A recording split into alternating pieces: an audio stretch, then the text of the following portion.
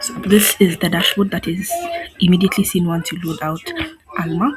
Now, as you can see, ALMA is the automated land and moisture action, the early action desk that turns statuses from the actual dams that are currently available and mixing it up with upstream rainfall data and giving out a simple green, yellow, or red picture that tells you where you're currently at. Okay, then. Okay, then, so that was the sign up point. And currently, on the sign up point, you will sign up with an organization, whether you're working currently in Turkana. Remember, this is only for the organizers or the people working on the early action desk. This is not for the farmers, neither is it for the pastoralists. The pastoralists and the farmers are only supposed to use USSD, which was shown in our previous video, just to make sure that they fully get a process that is available to them. Remember, the main aim is not to make big tech, the main aim is to bring big tech to the people. So that was what was available over there. In this situation, this is for the NGOs or the government that is currently within the area. Now, the first thing that they see is a breakdown of what is currently available. So this is a yellow, meaning it's actually at a good point. So it mixes up, it creates a no compound collision where we can actually see that rain is currently at 58 hours versus the dams that are currently at 23 hours. Now, the delta means that this is the computation from the engine that I have made to show you that currently we are at 35.5 hours which in the last less than 24 hours. It is currently live, and because I'm taking this video at 8 p.m., it shows that it is less than 24 hours. Everything currently is live. We're getting our weather data from an open source weather account called Open Meteo that gives out free open source information about weather in different parts of the world. And in this specific situation, we're getting information from Turkana. Now, it just tells you the warning is currently at 56 out of 100. So that's good. It's a fair point. Now, you can review the sector playbooks or you can check the current alerts. Alerts, that is, people who have been using the USSD to get alerts from different areas. Now, you can see over here, it's giving a breakdown of the dam that is currently in Gibe. It's telling us that estimated release pressure from the upstream rain only, not live Gibe, Gibe 3, SCADA/EAP telemetry. You can open to see dam details.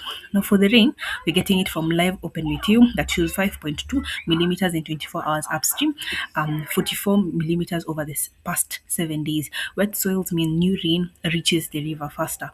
So that automatically means that if it's really, really wet, that may lead to overflow or flash floods. You can also open to see the rain details, but we'll get to that. Lastly, these are the current live field actions and alerts, USSD writes and risk checks from the engine, and a full log on alerts. You can also check out on the alerts point. Now for the field report, it's currently telling us how many people have been using the USSD to get, information on how they should take their, where they should take their herds to in specific areas. See, this has been from Kalokol, Kangatotha, in different places. This is a voucher issued. Now, for the voucher, it is specifically meant to help the farmers who need money at that specific point to maybe transfer their animals or to do something else for their plants in the case of a risk. Yes. Now, next up, let's get fully into the dam and see what's going on. So current dam data is from Gibe 3, that is the Omo River between Turkana and Ethiopia. So estimated release pressure from upstream rain only. It is currently not live because to get this live data, we need to we need to specifically get information from governments, local governments. And since this was only for the hackathon, we used other data. But the system is fully ready to just take in APIs from the local government, from sensors, to just make it ready. Yes, so we are using estimated release pressure. Now, for us to be able to estimate this, we created an engine that can be able to actually measure out and estimate with live predictions using live data on what could be the levels of the dams. But on an extra level, we would be using sensors. Yes, so live dam pressure currently showing the estimated release, the pressure index, spillway estimate, compound within rain. Because remember, rain can also increase the level of dams, dam only risk, and the turbines currently available. So what this specifically means? Let's go to the rain page. For the rain page, You now see information from OpenWTO and also from the engine. Now we can see live metrics. Again, they are very, very fully live. As a matter of fact, there's a point where you can actually sync it up to just make sure that live OpenWTO is actually live.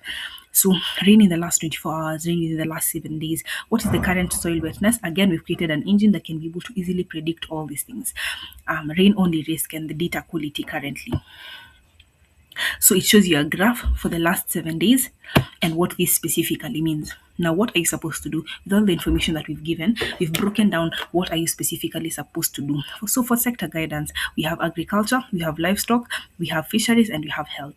Now for agriculture, you can see over here what are you supposed to do, what are you as an NGO, as the local government, supposed to do with all this information that you've been given so far. So it's not static data, it's data that is fully being changed up based on the data that is given from the dams and from the rain or from any other climatic condition. So it breaks it down.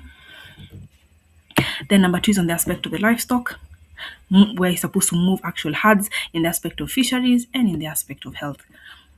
Then for the warning people, you can actually from this point schedule an alert. So the alerts don't have to be only sent from the engine. The alerts can also be scheduled from you. So in case maybe there isn't even a really really big problem, we can still schedule alerts to prepare people. But in case something really big is about to happen, schedule the alerts over here. Send out the alerts. So in this situation, this was just running a simulation. So we simulated the rainfall intensity, maybe to push it. You see what happened? Yeah.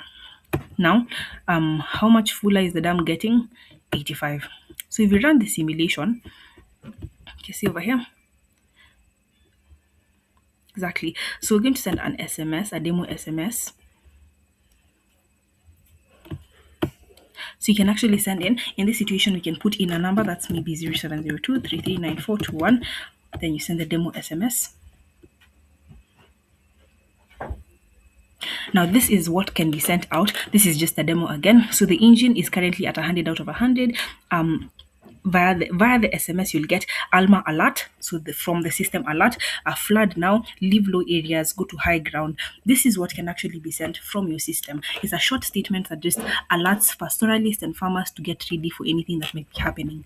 Then lastly, we have the alerts. You can see a breakdown of the alerts that have been going on, because at the end of the day, this is still technology, but there are people on the ground who see what's actually going on. So in case there's an issue on ground and people have been trying to maybe send an alert out, people themselves have been sending alerts out using the SMS and using the USSD, you get this information. That way, you'll be able to see what's actually going on and you can be able to check out if there's an issue with the system.